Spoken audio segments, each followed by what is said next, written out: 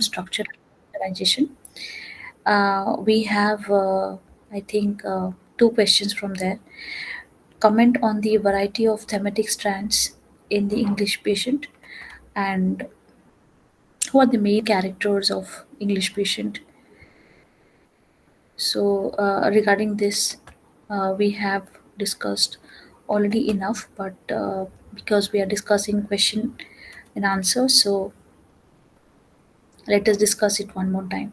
So, different variety of thematic strands for question number one under Unit 19, where we delved into Michael Ondaatje's The English Patient, which is a novel rich in thematic complexity, intertwining multiple strands that explore war, love, identity, memory, colonialism, and betrayal. These themes are not presented in isolation but are interwoven, creating a layered and an intricate narrative. The novel presents love in various forms passionate, destructive, and nurturing. Almacy's affair with Catherine is intense and obsessive, yet ultimately tragic. Their love exists outside conventional moral boundaries and is doomed by betrayal and war. In contrast, Hannah's love for the English patient is tender and selfless, rooted in care rather than romance. Her brief relationship with Kip offers a glimpse of hope, though it too is overshadowed by historical and cultural divisions. World War II serves as a backdrop, but rather than focusing on grand battles, the novel explores the personal and psychological impact of war. Each character is deeply affected. Almasi is physically destroyed by war, losing his identity and mobility. Hannah is emotionally scarred, having witnessed countless deaths as a nurse. Kip lives a constant danger as a sailor defusing bombs and eventually realizing the racial injustices of war. And at the end, Caravaggio, who suffered physical mutilation and emotional loss due to his espionage work.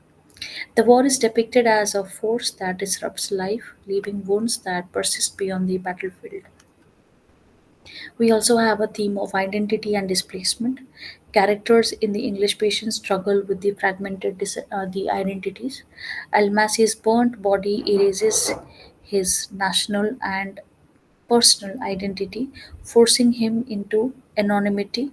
Kip, an Indian serving in the British Army, wrestles with his dual identity, loyal to the empire but never fully accepted. Hannah, as a nurse, belongs to no single place, constantly moving as the war dictates. Their displacement highlights themes of exile, belonging, and the arbitrary nature of national boundaries. The novel critiques colonialism, particularly through Kip's journey. Initially trusting in British ideals, he ultimately realizes that colonial subjects like him are expendable. The atomic bombings of Hiroshima and Nagasaki serve as a symbolic betrayal, shattering his faith in the West.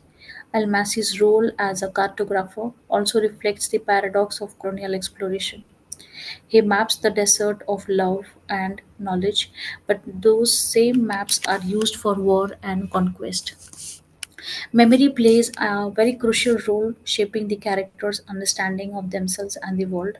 Almasi lives with the memories of Catherine, unable to move beyond the past. Caravaggio reconstructs history through espionage, yet truth reveals elusive. The novel itself blurs the lines between personal recollection and recorded history, suggesting that storytelling is a form of both preservation and distortion. There is healing and human connection we find as a theme in the novel. Despite the devastation of war, the novel offers moments of healing. The Italian villa serves as a temporary refuge where four wounded individuals form a fragile community. Hannah's care for Almasi keeps presence and Caravaggio companionship create a sense of intimacy. While the relationships are transient, they offer solace amid destruction. Then we come to the main characters, the next question, main characters in English Patient and their life in Italian villa. The main character would be Laszlo Almasi, the English patient, Hungarian cartographer and explorer, severely burnt in a plane crash and mistaken for an Englishman. His past revolves around his passionate love affair with Catherine Clifton, and in the villa, he is bedridden and relies on Hannah's care, often lost in memories. Then we are having the second most important character, who is Hannah, a young Canadian nurse emotionally detached due to the horrors of war and the death of her father, who chooses to stay in the villa to care for the English patient and develops a close bond with Kip through their relationships, although their relationship remains incomplete. Then we have the third important character, Kirpal Singh or Kip, then Indian saper in the British Army,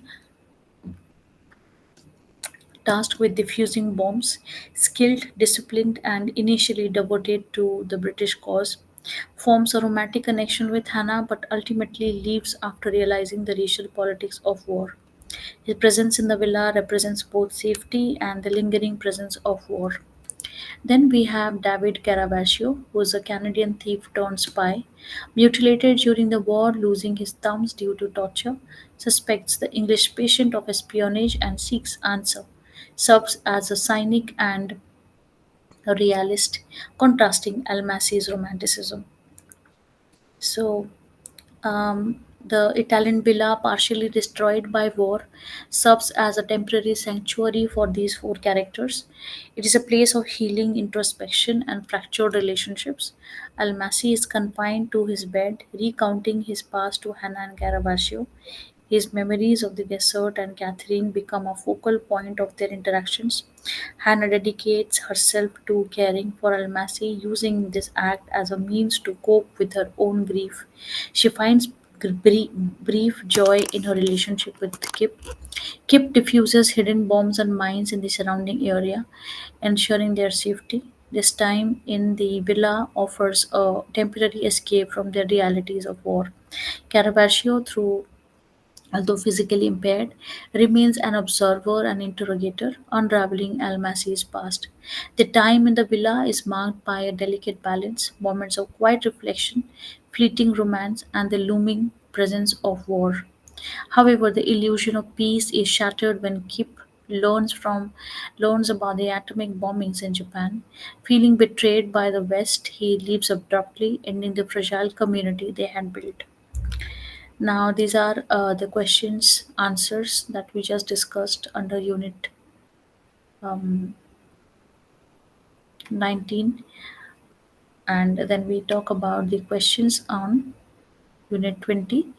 In what ways is The English Patient a modernist novel, and does the novel also have postmodernist elements? So, we have discussed in great detail regarding these two concepts in the unit, but still, because this is a question answer discussion, so we will again try to focus on the points given for these two questions. So, as a modernist novel, the characteristic of a modernist literature that aligns with the movement's themes and stylistic innovation, English Patient incorporates it all. Modernism, which emerged in the late 19th and the early 20th century, was a response to the disillusionment caused by World War II and the rapidly changing world. It emphasized fragmentation, subjective experience, and a break from traditional narrative structures. Modernist literature often disrupts chronological storytelling, reflecting the fragmented nature of human experiences. Now, The English Patient does not follow a linear sequence, but instead moves fluidly between past and present. Almasi's memories of the desert and his affair with Catherine are revealed in a non-linear fashion, mirroring the way memory works. Like the works of Virginia Woolf and James Joyce, The English Patient delves into the interiority of its character. The novel frequently employs stream of consciousness narration, particularly in Almasi's recollection. His past is reconstructed through fragmented thoughts and emotions rather than through a straightforward retelling of events. Modernist literature questions the idea of objective truth, emphasizing individual perspectives. Almasi is the novel's central figure, provides a deeply personal and a subjective version of history. His account of his relationship with Catherine is romanticized, while Caravaggio suspects him of espionage, introducing competing narratives. Modernist literature often explores themes of isolation and existential uncertainty. The characters in The English Patient are all displaced by war. Their time in the Italian villa serves as a temporary refuge, but their alienation remains, reinforcing the modernist theme of loneliness and disconnection. Modernist literature often presents the past as something that continuously intrudes upon the present, and English Patient blurs the boundaries between time periods. With Almacy's past affair with Catherine unfolding in his mind as he lies on his deathbed, and Hannah's grief for her father and Kip's struggle with colonial identity, similarly revolve how the past shapes and haunts the present.